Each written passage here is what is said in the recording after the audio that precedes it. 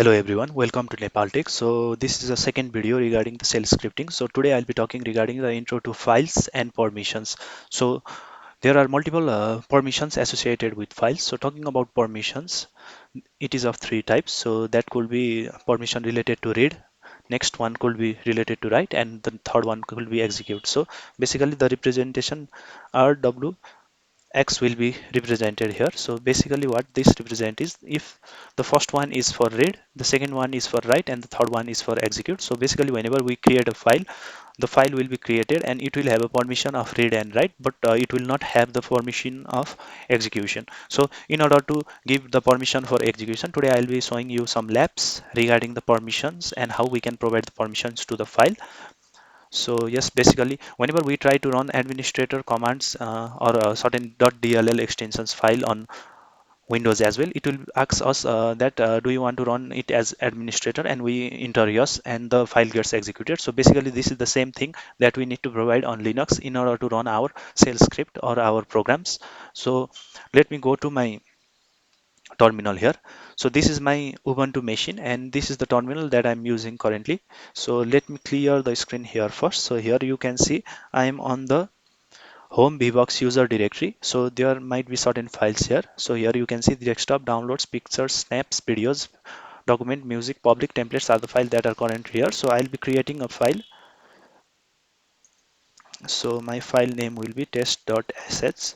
So after creating a file, so what gedit will do it, if there is a file created, it will open the file. If not, it will create a file. So this, okay, so I'll write echo hello world. Okay, so let me save this file.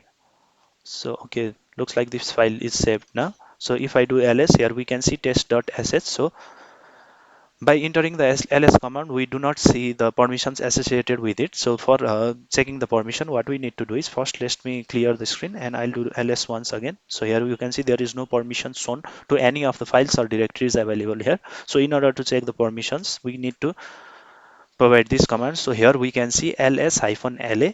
So basically this is the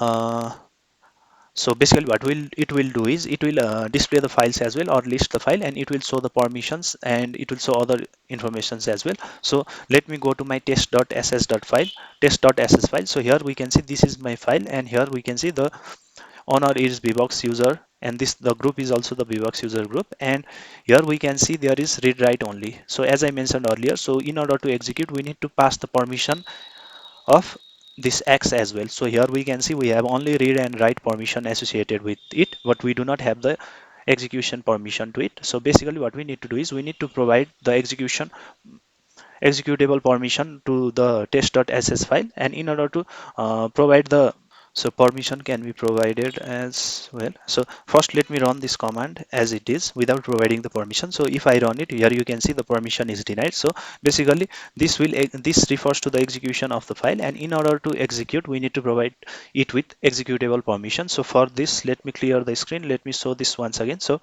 here we can see it is currently in white color. So let me provide the permission of execution to it. So for providing the permission to it, let me csmod x, and my file name is test.sh, or my program name is test.sh. So let me enter it.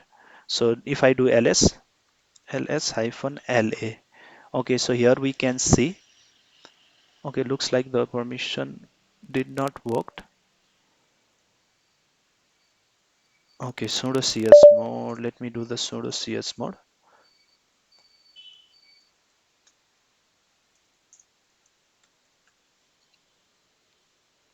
Okay.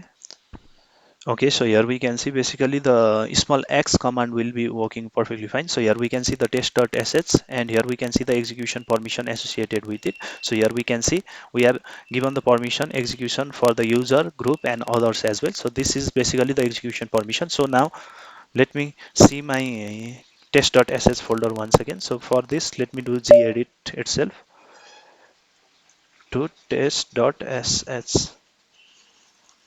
Okay, here we are. So basically I'll be writing hello, what is your name? Okay, so I saved the file and let me run this file.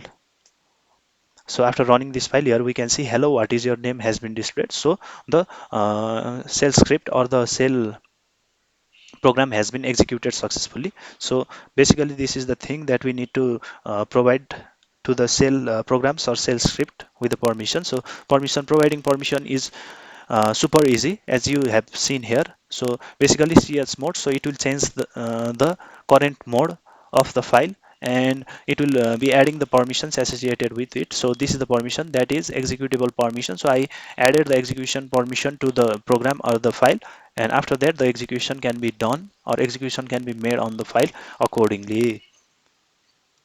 And let me also show you one thing. So I'll be changing the file once again. So let me go here and I'll do gedit.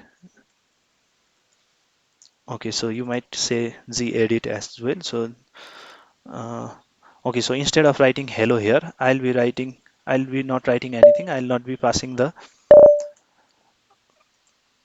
apostrophes as well. So let me run this test.sh once again. So here we can see hello command not found. So this says that hello command not found because it, as I mentioned earlier, echo is one of the command line interpreter reserved word. So it has certain functionality, but this hello is not the command that it found. So it basically is showing that hello command not found.